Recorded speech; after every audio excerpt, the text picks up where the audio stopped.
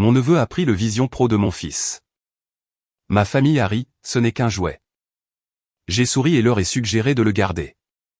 Le lendemain, à 6 heures du matin, mon père, pieds nus sous la pluie, frappait à ma porte tremblant. Le casque n'était pas sur le bon visage.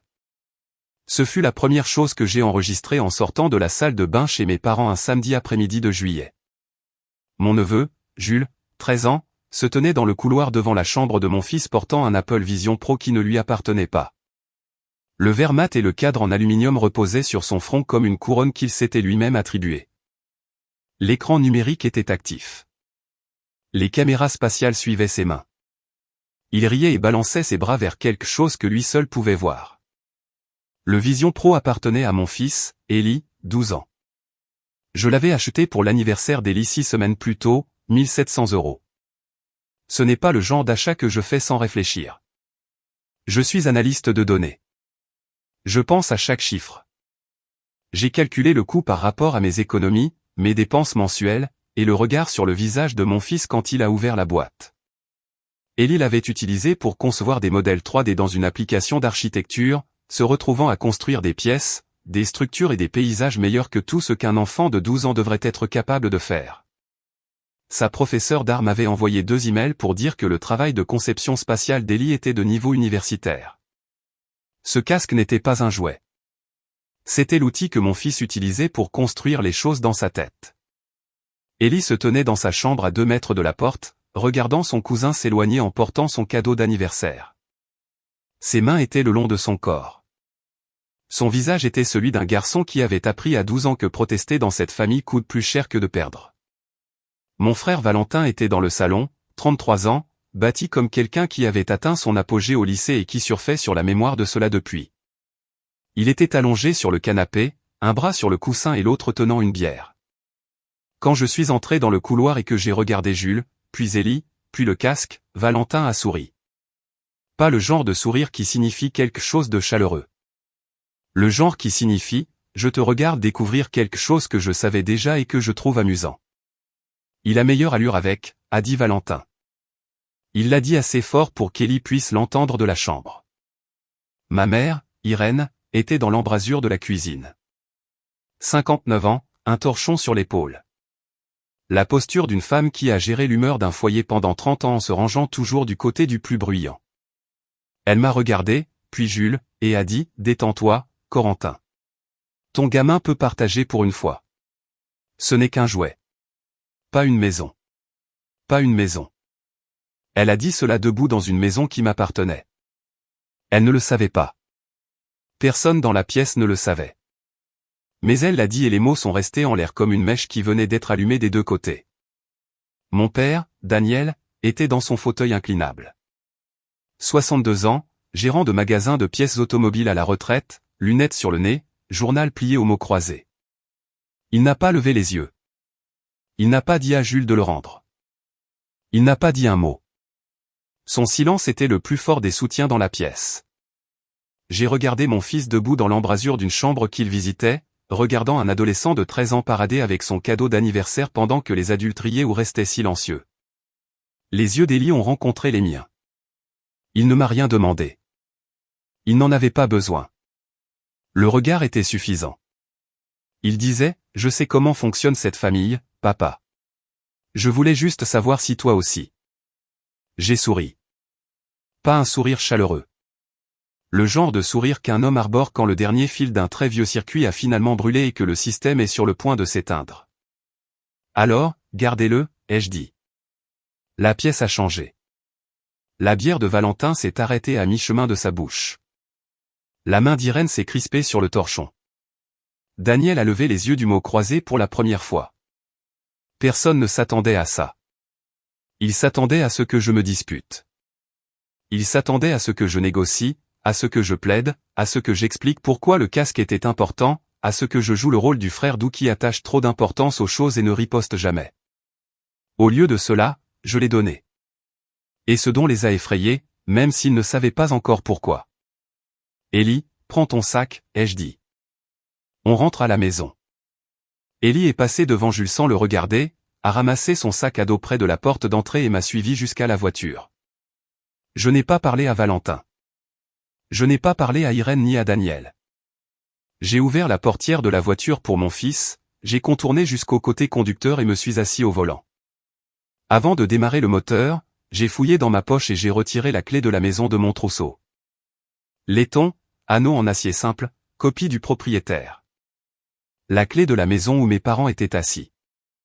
La maison dont personne à cette table ne savait que j'étais propriétaire. Je l'ai posée au centre de la console et j'ai démarré la voiture. À mi-chemin, Ellie a dit, « Tu leur as dit de le garder. » « Oui, » ai-je répondu. « C'était 1700 €, papa. Je sais exactement ce que ça a coûté. » Il est resté silencieux un instant. Puis il a dit, « Tu vas le récupérer ?» Non, ai-je dit. Je vais faire quelque chose de mieux. Si vous êtes déjà sorti d'une pièce où votre famille traitait votre enfant comme s'il n'avait aucune importance et que vous êtes resté silencieux parce que vous planifiez au lieu de réagir, c'est le karma qui se déploie. Restez avec moi. Je m'appelle Corentin Thierry.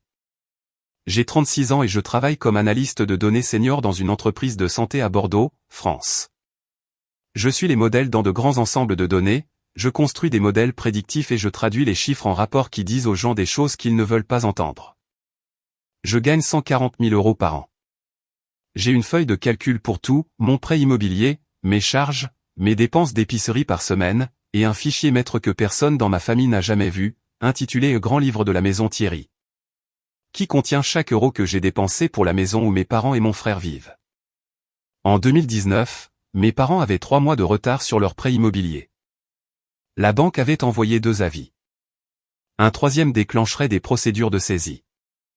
Daniel avait pris sa retraite anticipée du magasin de pièces automobiles après une blessure au dos, et le travail à temps partiel d'Irène dans un magasin d'occasion d'église ne couvrait pas le déficit. Ils ne m'ont pas dit qu'ils avaient des problèmes. Je l'ai découvert grâce à un avis de privilège fiscal du département qui est apparu lors d'une recherche dans les registres publics que j'ai effectuée en aidant un collègue sur un projet de données. La maison où j'ai grandi, la maison de la rue des Lilas, où mes marques de taille sont encore sur le chambranle de la porte dans le couloir de l'étage, était à 90 jours d'être saisie. Je l'ai achetée discrètement par l'intermédiaire d'une fiducie que mon avocat Quentin Lambert m'a aidé à créer. Le prix d'achat était de 170 000 €. Payé avec des économies que j'avais accumulées depuis mes 24 ans. J'ai remboursé le solde du prêt hypothécaire restant, apuré le privilège fiscal et pris possession du titre. La fiducie est à mon nom. L'acte est enregistré auprès du département de la Gironde. Je possède la maison. Je n'ai pas dit à mes parents. Je n'ai pas dit à Valentin. Quentin m'a conseillé de leur dire et j'ai dit que je le ferais, puis je ne l'ai pas fait parce que je savais ce qui allait se passer. Ils ne diraient pas merci. Ils diraient que la maison a toujours été la leur et que je ne faisais qu'aider avec les formalités administratives. J'ai donc gardé l'acte dans mon classeur et la clé sur mon trousseau et je les ai laissés vivre là comme si rien n'avait changé. Pendant 5 ans, j'ai payé toutes les factures de taxes foncières. 38 000 €. J'ai payé l'assurance habitation. 16 500 €. J'ai payé le remplacement du toit en 2021, la chaudière en 2022, la réparation de la plomberie en 2023 et le revêtement de sol de la cuisine en 2024. 28 500 € en entretien et réparation. Investissement total, 253 000 €. Chaque paiement enregistré dans le grand livre de la maison Thierry.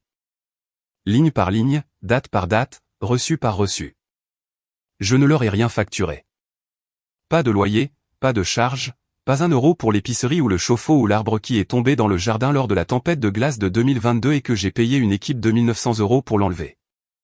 Pendant que Daniel regardait depuis la fenêtre de la cuisine et disait, « Ils font du bon travail. » J'ai couvert le coût de chaque saison que cette maison a survécu parce que je croyais qu'à un moment donné, quelqu'un dans cette famille me regarderait et dirait, « Je vois ce que tu fais. » Personne ne l'a fait.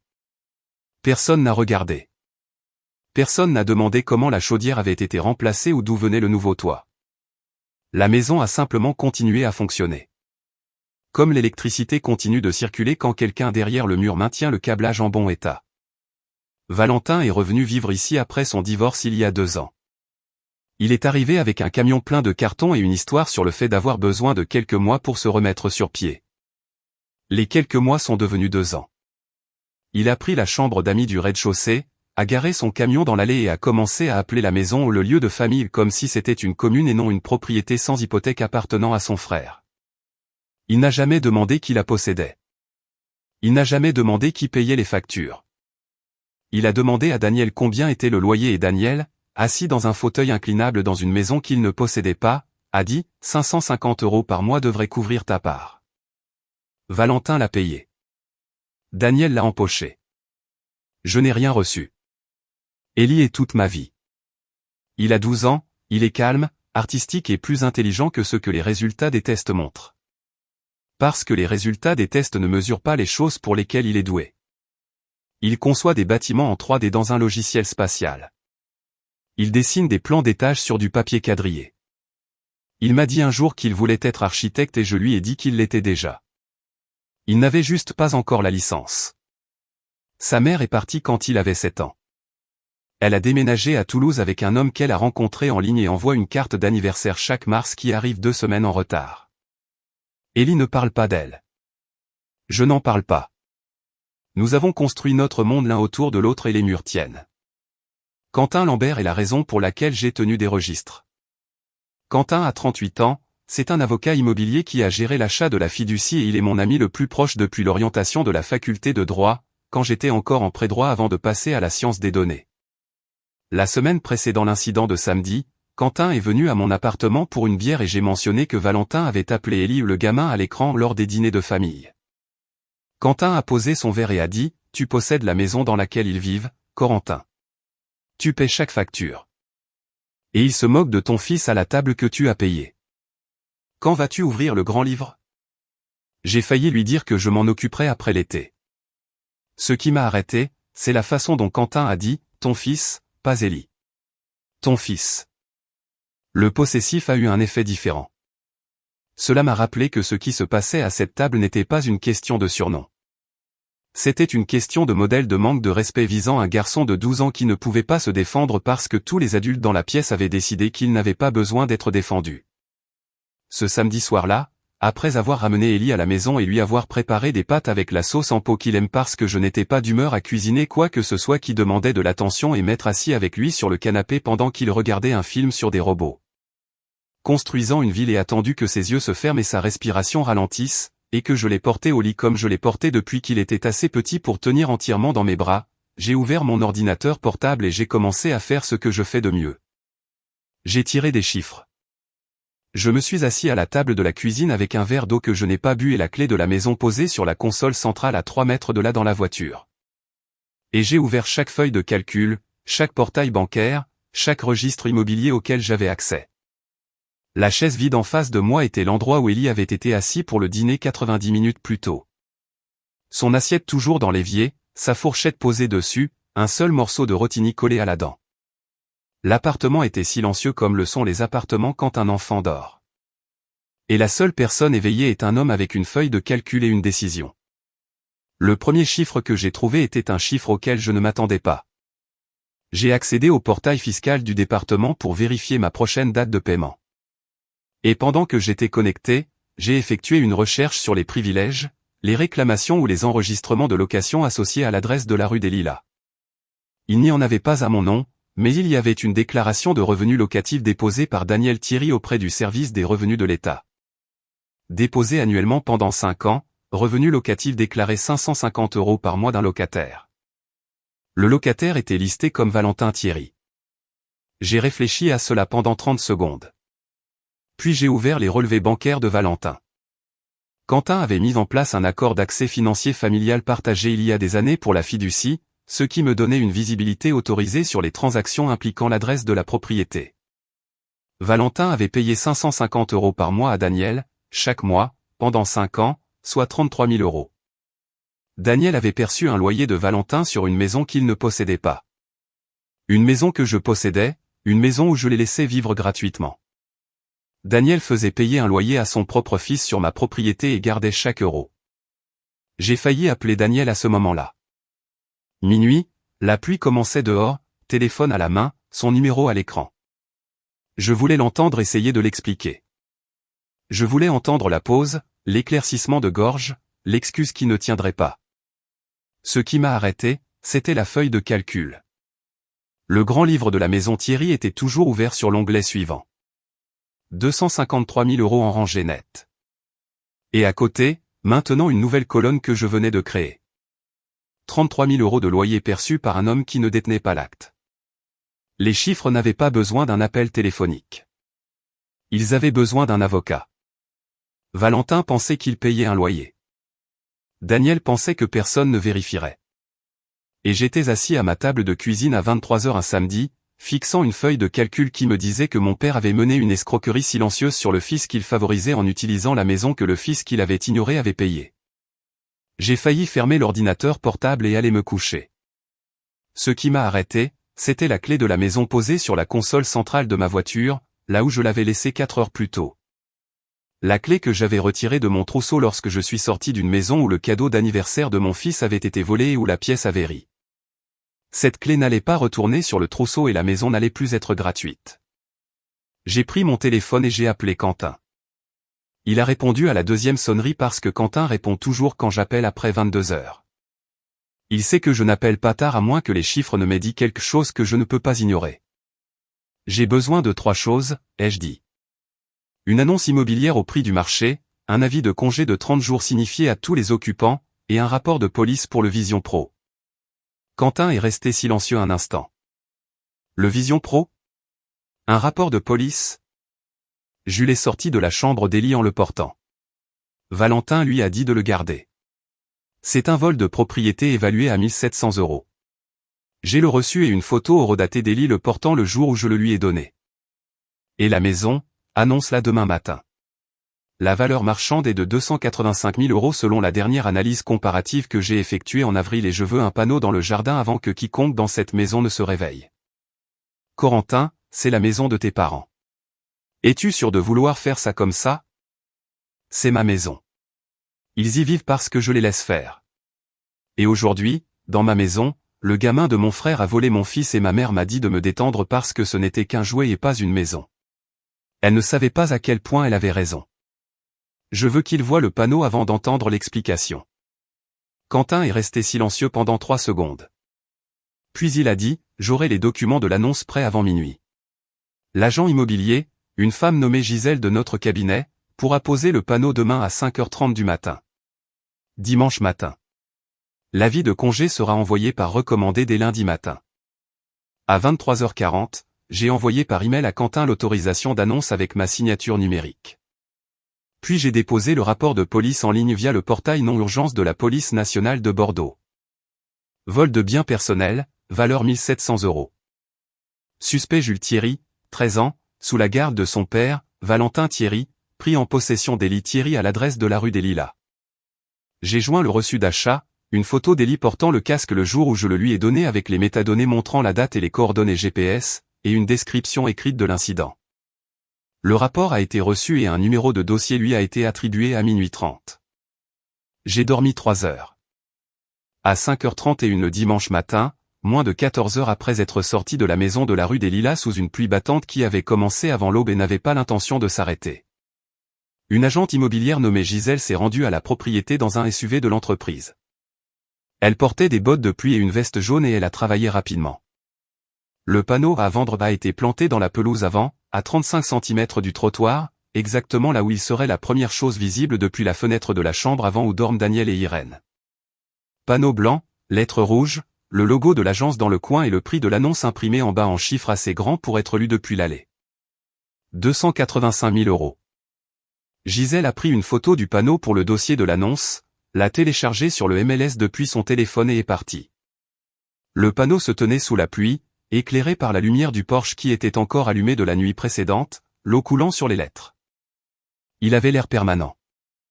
Il l'était. Daniel Thierry l'a vu à 5h48. Quentin a reconstitué la chronologie plus tard à partir de l'horodatage de l'annonce de l'agente immobilière et de l'heure du premier appel de Daniel sur mon téléphone. 5h51 du matin. Je n'ai pas répondu. 5h53, 5h55, 5h57. 4 appels en 6 minutes. Puis 3 minutes de silence pendant lesquelles Quentin pense que Daniel mettait ses lunettes et essayait de lire le prix de l'annonce à travers la fenêtre striée de pluie. Puis les coups ont commencé. À 6h02 du matin, j'ai ouvert ma porte d'entrée. Daniel se tenait sur mon porche sous la pluie, pieds nus. Son pantalon de pyjama était trempé des genoux vers le bas, son t-shirt déjà foncé d'eau. Ses cheveux étaient plaqués sur son front, et ses lunettes étaient mouchetées de pluie. Il tremblait, non pas de froid, bien que ce matin de juillet fût plus frais qu'il n'aurait dû l'être, mais d'un tremblement structurel, le genre qui commence dans les mains et se propage vers l'intérieur jusqu'à ce que les côtes le ressentent. Il tenait son téléphone dans une main. L'autre main était serrée en un poing qui s'ouvrait et se fermait comme s'il essayait de retenir quelque chose qui n'était plus là. « Il y a un panneau dans mon jardin », a-t-il dit. Sa voix s'est brisée sur le mot « jardin » comme si le mot lui-même avait une fracture. « Il y a un panneau dans mon jardin, papa », ai-je dit. Je possède la maison. Je la possède depuis 2019. L'acte est enregistré auprès du département de la Gironde sous une fiducie à mon nom. Chaque facture de taxe foncière pendant 5 ans est sortie de mon compte courant. Chaque prime d'assurance, le toit, la chaudière, la plomberie, le revêtement de sol de la cuisine, 253 000 €, mon argent, mon nom, ma maison. La main de Daniel s'est posée sur le chambranle de la porte. Ses doigts se sont refermés sur le bois et son poids a basculé comme celui d'un homme qui vient de sentir le sol se ramollir. La pluie coulait le long de son bras, s'accumulant au coude, et gouttait sur le paillasson à un rythme régulier.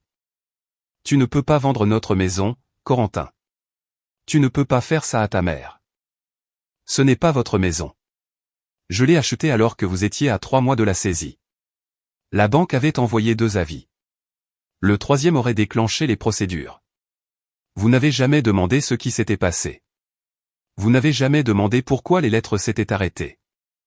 Vous n'avez jamais demandé qui avait payé les 58 000 € d'arriérés et de pénalités. Vous êtes resté dans votre fauteuil inclinable à faire des mots croisés et avez supposé que quelqu'un s'en était occupé. Quelqu'un l'a fait. Moi, le fils qui gère les chiffres. Pourquoi fais-tu ça maintenant après 5 ans? Parce qu'hier, dans ma maison, à ma table, ton petit-fils est sorti d'une pièce portant 1 700 € de la propriété de mon fils. Et ton autre fils a dit qu'il avait meilleure allure avec, et maman m'a dit que ce n'était qu'un jouet. Parce que tu es resté assis dans ta chaise sans dire un mot. Et parce que j'ai vérifié les chiffres hier soir, papa, et j'ai trouvé les 550 €. Le visage de Daniel est passé de mouillé à blanc, pas blanc de pluie. Le blanc d'un homme qui entend un chiffre qu'il pensait enterré, prononcé à haute voix sur un porche qu'il ne peut pas se permettre. C'était juste pour aider avec les dépenses, a-t-il dit. Le murmure était à peine plus fort que la pluie. 33 000 € sur 5 ans. Tu l'as déclaré comme revenu locatif sur tes impôts d'État. Tu as listé Valentin comme locataire à mon adresse, ma propriété, 0 € pour moi, chaque euro pour toi. La pluie continuait de tomber. Daniel continuait de rester là. Et pour la première fois de ma vie, j'ai vu quelque chose que je n'avais jamais vu sur le visage de mon père. La compréhension que la personne qu'il avait sous-estimée pendant 36 ans était la seule personne restante qui pouvait l'aider. Et cette personne venait de planter un panneau dans le jardin. « Entre, ai-je dit. Tu es trempé et nous allons parler de chaque chiffre. » Avant de laisser Daniel s'asseoir, je me suis dirigé vers ma voiture sur le parking, j'ai ouvert la console centrale et j'ai sorti la clé de la maison. Laiton, anneau en acier simple. Elle était restée là depuis samedi après-midi, la seule chose que j'avais retirée de mon trousseau ce jour-là. Je l'ai mise dans ma poche et je suis rentré. Daniel se tenait dans ma cuisine, goûtant sur le carrelage, regardant l'appartement comme un homme regarde une pièce où il n'a jamais été invité auparavant, ce qui était le cas. La confrontation a eu lieu à ma table de cuisine. Daniel était assis en face de moi dans un sweatshirt emprunté que j'avais sorti de mon placard parce que son t-shirt était trempé et que l'homme tremblait sur ma chaise de cuisine. La même chaise où Ellie s'assoit pour le petit déjeuner chaque matin. L'eau de pluie s'était accumulée sous ses pieds nus et formait une petite flaque sur le carrelage que j'avais nettoyé la veille au soir.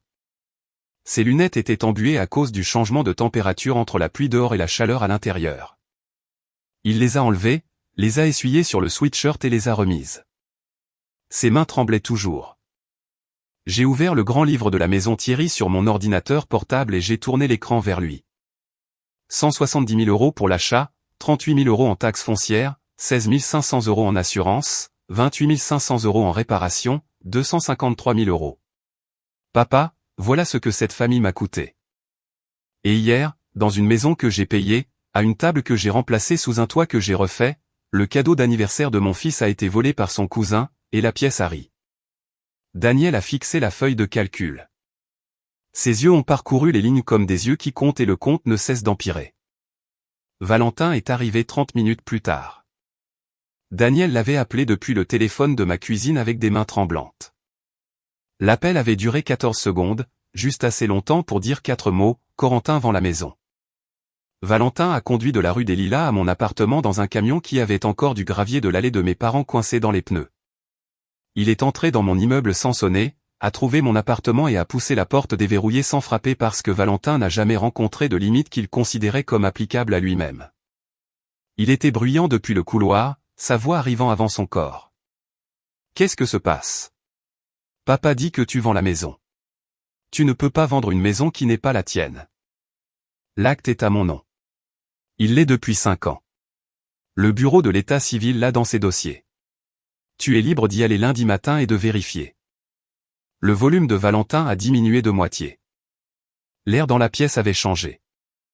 Il a regardé Daniel, qui était assis à ma table de cuisine dans mon sweatshirt avec une flaque d'eau de pluie sous ses pieds nus. Et l'image elle-même était une réponse à une question que Valentin n'avait pas su qu'il posait. « C'est vrai, papa ? Il possède la maison. » Daniel n'a pas répondu. Ses yeux étaient fixés sur l'écran de l'ordinateur portable où le grand livre était toujours ouvert. Des rangées de chiffres défilaient au-delà du bord de l'affichage. « Pendant que tu y es, ai-je dit, tu devrais peut-être demander à papa les 550 € par mois que tu lui as payés en loyer pour une maison qu'il ne possède pas pendant 5 ans. » Valentin s'est tourné lentement vers Daniel, comme un homme se tourne vers un son qu'il ne veut pas confirmer. « Tu m'as dit que c'était le paiement de l'hypothèque. Tu as dit que ça allait à la banque. » La bouche de Daniel s'est ouverte. Ses lèvres ont formé le début d'un mot, mais le mot n'est pas arrivé. Ses mains étaient à plat sur la table, paumes vers le bas, et elles ne tremblaient plus. Elles étaient immobiles, l'immobilité d'un homme qui a épuisé ses histoires. « Il n'y a pas d'hypothèque, ai-je dit. Je l'ai remboursé quand j'ai acheté la maison en 2019. La propriété est détenue libre de toute charge. Papa t'a fait payer un loyer sur ma propriété et a gardé chaque euro, 33 000 €. Et il l'a déclaré à l'État comme revenu locatif. » Valentin s'est assis sur la chaise à côté de Daniel comme si ses jambes avaient été déconnectées du processus de décision. Il a regardé son père comme un homme regarde une porte verrouillée quand il réalise que la clé qu'il a utilisée pendant 5 ans a été sculptée dans un mensonge. Puis Valentin a essayé de rediriger la conversation. Il s'est de nouveau levé, s'est penché en avant sur la table et a dit ce qu'il avait gardé.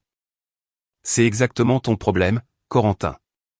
Tu restes assis à un bureau à manipuler des chiffres toute la journée et ensuite tu achètes à un enfant de 12 ans un casque à 1 700 € pour qu'il pense que son père est intéressant. Jules fait du sport. Il a des amis. Ton gamin reste dans une pièce à dessiner des images sur un écran que personne ne regardera. Tu élèves un garçon fragile avec des jouets chers parce que tu ne sais pas comment en élever un avec de l'aplomb. Et tu te demandes pourquoi ta femme est partie. » La cuisine est devenue silencieuse. Daniel a posé sa paume à plat sur la table. Quentin, qui était venu vers 6h30 avec les documents d'annonce et se tenait près du comptoir, a posé son café avec les 2 mains et ne l'a pas repris. Je me suis levé. Ma voix était égale. Tu as traité mon fils de fragile. Il a 12 ans et il conçoit des bâtiments en 3 dimensions que sa professeure d'art qualifie de niveau universitaire. Tu as appelé son casque un jouet. C'est l'outil qu'il utilise pour faire un travail que ton fils n'a jamais tenté. Tu m'as traité de travailleur de bureau qui manipule des chiffres. Ces chiffres ont acheté la maison dans laquelle tu dors, ont payé les taxes que tu n'as jamais remarquées, ont remplacé le toit sous lequel tu te tiens. Et ont financé chaque réparation dont tu t'es attribué le mérite lors des dîners de famille. Tu as vécu sans loyer dans ma propriété pendant 5 ans tout en disant aux gens que tu aidais les parents. Et papa t'a facturé 550 € par mois et les a empochés parce qu'il savait que tu ne demanderais jamais de reçu. Tout dans ta vie, Valentin, la maison, l'allée, la table de cuisine où tu étais assis hier pendant que ton fils volait le mien, a été payé par le nerf des feuilles de calcul que tu as dit ne pas être assez intéressant pour être un père. La main de Valentin s'est portée à l'arrière de la chaise. Ses doigts ont blanchi, sa mâchoire s'est crispée, et sa respiration est devenue superficielle, sa poitrine se soulevant à peine. Il a regardé le grand livre sur l'écran, puis Daniel, puis moi. Sa jambe gauche a reculé d'un demi-pas. La couleur a quitté son visage, commençant aux tempes. Tu m'as traité de fragile, Valentin. Tu as traité mon fils de fragile. Et tu te demandes pourquoi ta femme est partie. J'ai répété sa phrase sans élever la voix. La différence, c'est que mon fils et moi vivons dans une maison que je paie. Tu vis dans une maison que je paie aussi. Et j'en ai fini. Daniel a essayé. Sa voix était tombée à un murmure à peine audible. C'est la maison de ta mère, Corentin. Elle t'a élevé dans cette maison. Tu ne lui enlèverais pas ça. J'ai fouillé dans ma poche et j'ai sorti la clé de la maison. Laiton, anneau en acier simple. La clé que j'avais portée depuis 2019. Je l'ai posée sur le comptoir de la cuisine entre la cafetière et le support d'essuie-tout avec un clic qui était plus fort qu'il n'aurait dû l'être. Maman a dit que ce n'était qu'un jouet, pas une maison. L'acte dit Corentin Thierry. Le panneau a été posé à 5h30. Vous avez 30 jours. Daniel a fixé la clé sur le comptoir. Sa main s'est tendue vers elle, puis s'est arrêtée. La façon dont les mains s'arrêtent lorsqu'elles réalisent que la chose qu'elles atteignent n'a jamais été la leur. Valentin a tenté une dernière fois. Je rendrai le casque. Jules ne voulait rien dire de mal. Cela a cessé d'être une question de casque lorsque j'ai ouvert la feuille de calcul. Le casque valait 1700 €. La maison valait 253 000 €. Vous avez choisi le mauvais jouet pour le qualifier de petit. Je les ai regardés tous les deux. Mon père, assis dans mon sweatshirt emprunté à ma table, les empreintes humides de ses pieds séchant encore sur mon sol. Mon frère, debout, une main sur une chaise qu'il croyait posséder, dans une conversation qu'il pensait pouvoir gagner. C'est le dernier euro, le dernier paiement d'impôt, la dernière prime d'assurance. La dernière fois que mon fils entre dans une pièce de cette famille et en sort avec moins que ce qu'il avait. L'annonce est active. L'avis de congé est certifié. Mon nom est sur chaque document important. Et chaque document que vous pensiez avoir votre nom, vérifiez à nouveau. Quentin a remis à Daniel l'avis de congé certifié au moment de leur départ. Une enveloppe blanche avec le sceau du département et le nom du cabinet de Quentin imprimé en haut. Daniel l'a pris sans le lire. Il le tenait comme un homme tient un verdict dont il connaît déjà le contenu.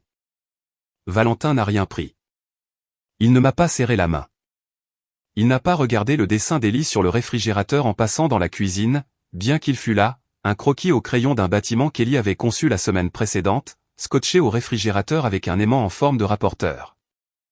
Il a marché jusqu'à son camion sur mon parking, s'est assis au volant pendant 2 minutes complètes, moteur éteint et la pluie battant sur le pare-brise, puis est parti sans signaler.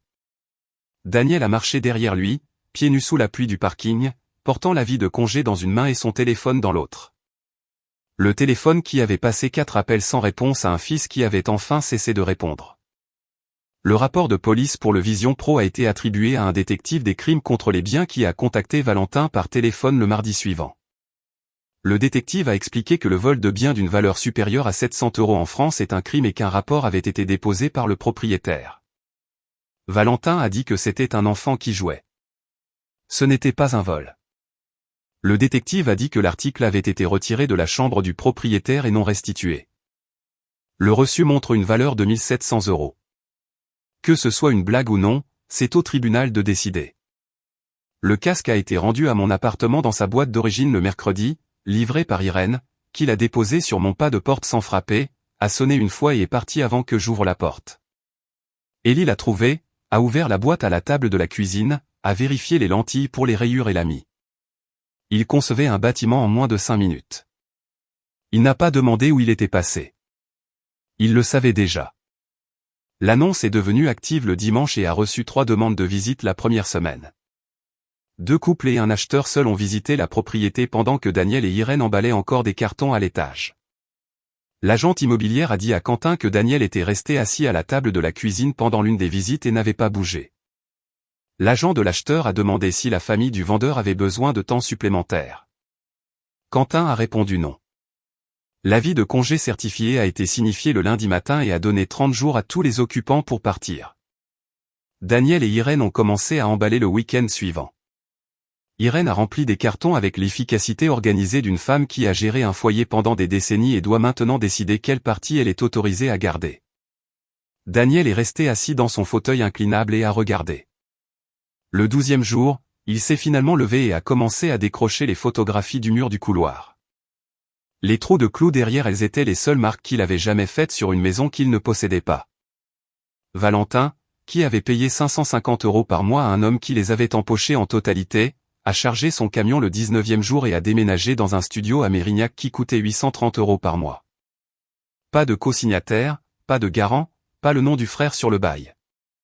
Il a pris les cartons de la chambre d'amis, le cadre de lit qui était rayé à force de ne pas faire attention pendant 2 ans, et rien de la cuisine parce que la cuisine n'a jamais été à lui. Il ne m'a rien demandé de garantir. Il n'a pas appelé.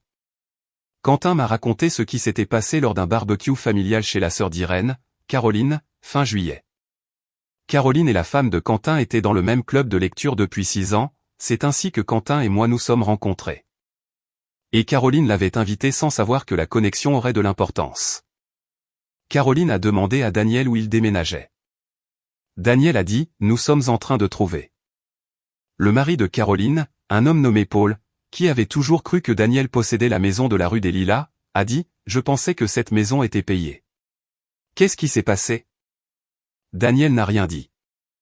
Caroline a regardé Irène. Irène a regardé la salade de pommes de terre. La femme de Quentin, qui se tenait près de la glacière, a dit, Corentin a acheté cette maison il y a 5 ans. Il paie toutes les factures depuis. Personne ne vous l'a dit? Le patio est devenu silencieux. Caroline a posé son assiette. Paul a regardé Daniel avec une expression qui recalculait 20 ans d'admiration en temps réel. Irène m'a appelé une fois, 3 jours après le barbecue. Elle a appelé à 9 h du matin, c'est l'heure à laquelle elle appelle quand elle veut avoir une conversation. Elle avait répété depuis l'aube. Elle a dit, tu aurais pu nous dire que tu possédais la maison, Corentin. Tu aurais pu dire quelque chose à n'importe quel moment en 5 ans. J'aurais pu. Et vous auriez pu empêcher votre petit-fils de sortir de la chambre de mon fils en portant son cadeau d'anniversaire. Vous auriez pu dire à Valentin de le rendre. Vous auriez pu dire un mot à Daniel à propos de la facturation d'un loyer sur une maison qu'il ne possède pas. Vous avez eu 5 ans de dîner du dimanche pour regarder votre fils et demander d'où venait l'argent. Vous n'avez pas regardé parce que regarder vous aurait coûté la version de l'histoire où Daniel est le pourvoyeur et je suis celui qui manipule les chiffres. Elle est restée silencieuse pendant 10 secondes. Puis elle a dit que c'était d'entre les garçons. C'était entre les adultes qui ont regardé et ri. Ellie s'est tenue dans une embrasure à 12 ans et a regardé sa famille lui dire qu'il n'avait aucune importance. C'est pourquoi le panneau est dans le jardin, maman, pas le casque, pas l'argent, mais le regard sur le visage de mon fils quand personne dans la pièce ne l'a défendu. Elle a raccroché. Elle n'a plus appelé. La conversation a duré moins de 3 minutes. J'ai eu des appels téléphoniques plus longs avec ma compagnie d'électricité. Quentin m'a raconté à quoi ressemblait la dernière semaine de Daniel et Irène dans la maison. Ils ont déménagé dans un logement de 2 chambres à Clermont-Ferrand qui coûtait 1280 € par mois, plus que Daniel n'avait jamais payé pour un logement dans sa vie. Et le dépôt provenait des 33 000 € qu'il avait collectés auprès de Valentin, qui étaient maintenant ses seules économies. La maison de la rue des Lilas était vide au 27e jour. Quentin est passé avec l'agente immobilière le matin après leur départ. La maison était vide comme le sont les maisons lorsque 30 ans d'une famille ont été retirés en 27 jours. Pas propre, pas détruite, juste absente. Les murs avaient des trous de clous là où pendaient des photos, certains avec de petits éclats de peinture manquants, là où les cadres avaient été retirés trop rapidement. Le comptoir de la cuisine avait une marque de tasse de café qui était restée au même endroit si longtemps que la tache était devenue partie intégrante de la surface. Le fauteuil inclinable avait disparu, mais le tapis à l'endroit où il se trouvait était d'une teinte différente du reste de la pièce. Plus clair, protégé pendant des années du passage des pieds par le poids d'un homme qui s'est assis et a regardé pendant que quelqu'un d'autre payait le sol sous lui. Le livre de mots croisés était dans le bac de recyclage près du trottoir. Son dos craquait, ses pages douces d'usage. Le garage avait des taches d'huile du camion de Valentin et une bosse dans la cloison sèche près de la porte où quelqu'un l'avait cogné avec quelque chose de lourd et ne l'avait jamais réparé. Bien que j'ai payé 3 entrepreneurs pendant 5 ans pour tout réparer d'autres. Et la clé que j'avais laissée sur mon comptoir de cuisine pendant la confrontation, était posée sur l'îlot de la maison vide de la rue des Lilas, placée là par Daniel en partant, à côté d'une note écrite au dos d'un reçu de station-service qui disait « Je ne savais pas ». 4 mots sur un reçu de 11 € d'essence arrivant 5 ans et 253 000 € trop tard. Un dimanche matin de fin juillet, Ellie était assis à notre table de cuisine avec le Vision Pro sur son visage. Le même casque qui avait été pris et rendu, concevant quelque chose que je ne pouvais pas voir. Ses mains bougeaient dans l'air, plaçant des murs, des fenêtres et des lignes de toit dans un espace que lui seul pouvait naviguer. Il construisait une maison, pas la maison de la rue des Lilas, quelque chose de nouveau, quelque chose qui n'appartenait qu'à lui. Il a baissé le casque après 20 minutes et m'a regardé. « Papa, je peux te montrer quelque chose ?» J'ai contourné la table et il a levé le casque pour que je puisse regarder à travers. Sur l'écran se trouvait une maison, une petite. 2 chambres, cuisine ouverte, grande fenêtre. Il avait texturé les murs, placé des meubles et ajouté un détail que je n'ai pas remarqué avant qu'il ne le pointe. Un petit bureau dans le coin du salon avec un ordinateur portable dessus et une feuille de calcul à l'écran. Il m'avait dessiné dans son bâtiment, assis à un bureau, travaillant sur des chiffres. Un garçon de 12 ans avait conçu une maison pour son père à l'intérieur d'un casque que la famille de son grand-père appelait un jouet. J'ai rendu le casque. « C'est une belle maison, Ellie. »« Je sais, » a-t-il dit, et il a recommencé à construire. La clé de la maison est maintenant dans le tiroir de mon bureau. Hors du trousseau. Je ne la porte plus. Pendant 5 ans, elle a voyagé à côté de ma clé de voiture et de ma clé de bureau. La plus lourde du trousseau. Celle que je pouvais sentir à travers ma poche quand je m'asseyais. Maintenant le trousseau est plus léger, le tiroir est plus lourd, et le poids est allé exactement là où il était censé aller. La maison de la rue des Lilas est sous contrat à 35 000 €, la clôture est prévue en septembre. L'acheteur est un jeune couple d'Arcachon qui a traversé les pièces vides et a vu ce qu'elles pouvaient devenir, pas ce qu'elles avaient été. Ils vont peindre la cuisine d'une couleur qui n'a aucun souvenir attaché. Ils vont planter quelque chose dans le jardin devant où le panneau à vendre se tenait sous la pluie un dimanche matin de juillet. Ils vont la faire leur comme tout le monde devrait faire sienne une maison. En la payant, en sachant dont le nom est sur l'acte, en vérifiant.